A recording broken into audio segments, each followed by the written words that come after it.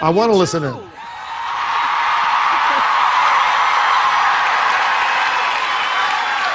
But I have been reminded of the importance of hope. Because let me just say this is what hope looks like.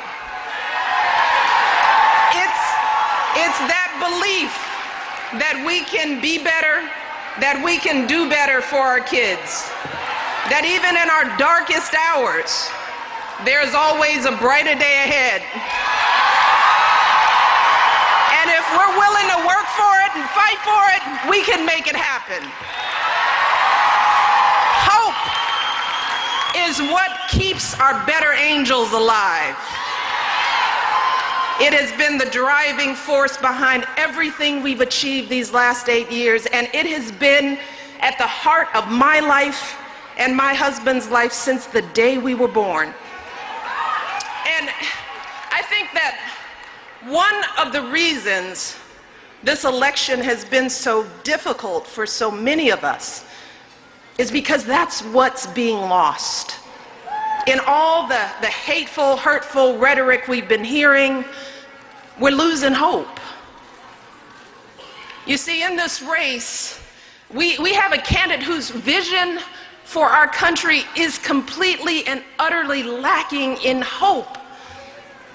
A candidate who tells us that our country is desperate and weak, that our communities are in chaos, that our fellow citizens are a threat. A candidate who calls on us to turn against each other, to build walls, to be afraid. Well, Barack and I and our friend Hillary,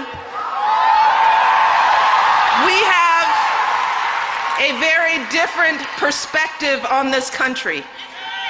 One that has everything to do with where we come from and how we were raised. You see, we all grew up in working families. As you know, Barack was raised by a single mother who struggled to pay the bills and by grandparents who stepped up to help. My dad was a shift worker at the city water plant. And let me tell you, he and my mother scrimped and saved every penny to send me and my brother to college. Hillary's mother was an orphan, abandoned by her parents. Hillary's father, small business owner, stayed up nights poring over the books, working hard to keep their family afloat. See, and when you grow up like us, doing your best to keep it all together, you come in contact with all kinds of people. And yes, you witness a lot of struggles and hardships, but let me tell you, you also see so much triumph, so much beauty, so much joy. That's my life. So, you learn empathy. You learn compassion.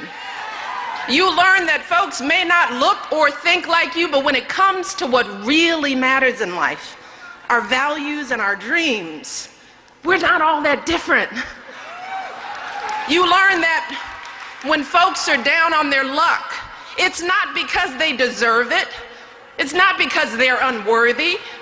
Because you've seen firsthand that sometimes bad things happen to good people. And when times are tough, hope is all you have.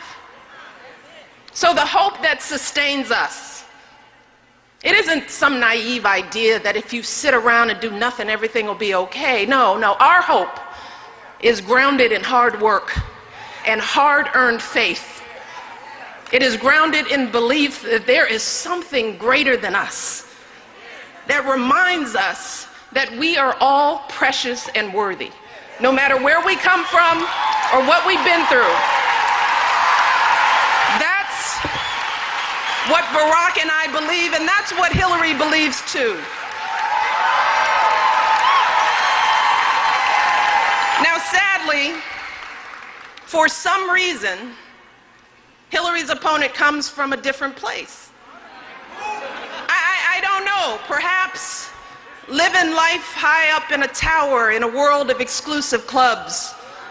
Measuring success by wins and losses, the number of zeros in your bank account, perhaps you just develop a different set of values.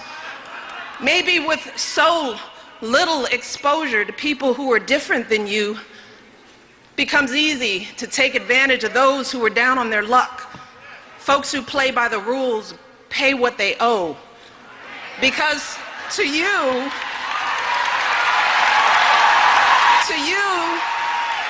those folks just aren't very smart and seem somehow less deserving. And if you think this way, then it's easy to see this country as us versus them. And it's easy to dehumanize them, to treat them with contempt, because you don't know them. You can't even see them. Maybe that's why this candidate thinks certain immigrants are criminals, instead of folks who work their fingers to the bone to give their kids a better life, to help build the greatest nation on earth, because he doesn't really know them. Maybe that's why he thinks we should be afraid of our Muslim brothers and sisters, because he really has no idea who they are. He doesn't understand that they are us. They are our friends, our family, our neighbors, our colleagues, people of faith, just like so many folks around the country. Maybe that's why he sees veterans enduring the wounds of war as weak, why he insults Gold Star families, folks who've spent months praying not to get that knock at the door, heroes who love this country so much they're willing to die for it. He just can't see them. Maybe it's easy for him to mock people with disabilities because he's unable to see their strength and their contributions. Maybe that's why he demeans and humiliates women as if we're objects meant solely for pleasure and entertainment rather than human beings worthy of love and respect.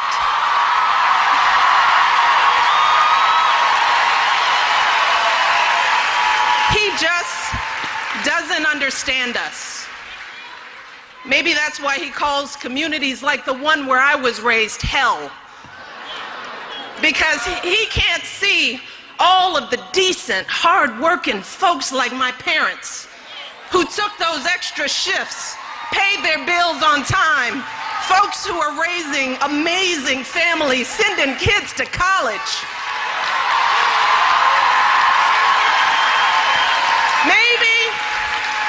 Maybe he doesn't believe that people like us really exist,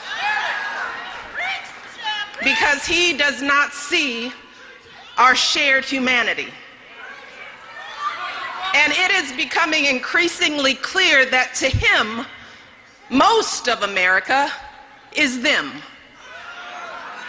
But here's the thing. Look at us. Just look at us. We all know better. We all know better. Whether we're Democrats, Republicans, or independents, it does not matter. We all understand that an attack on any one of us is an attack on all of us.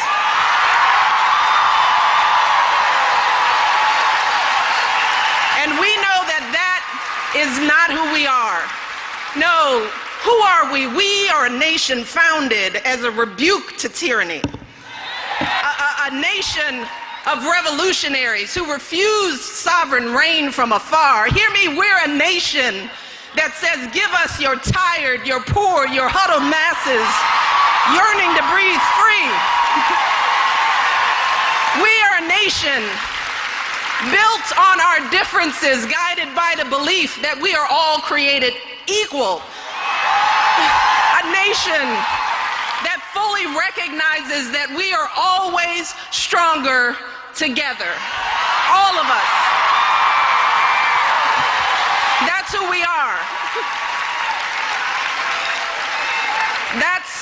the country we want to raise our kids in. And right now, we are at a crossroads in this election and in this country where we're being presented with two very, very different visions for how we move forward as a nation. One candidate is offering a vision that is grounded in hopelessness and despair, a vision of a country riven by division and ruled by fear, a country where some folks get all the breaks and the rest of us are left behind. That's one vision of America. But fortunately, there is another candidate in this race who is offering a very different vision for this country.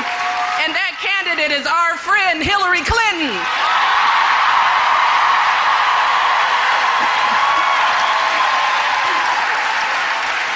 Hillary knows that our country is powerful and vibrant and strong, big enough to have a place for all of us, and that each of us is a precious part of the great American story. Hillary believes in equality, inclusion, liberty, and justice for all, that each of us should have that chance to fulfill our potential and build our shared future. That is Hillary's vision for America. And Hillary doesn't just have a powerful vision for this country, she has the policies to actually make that vision a reality.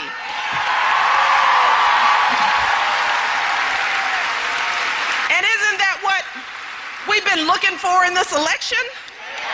I mean, I can't tell you how many people have told me that they are desperate to cut through the negativity and the noise and hear what these candidates actually want to do.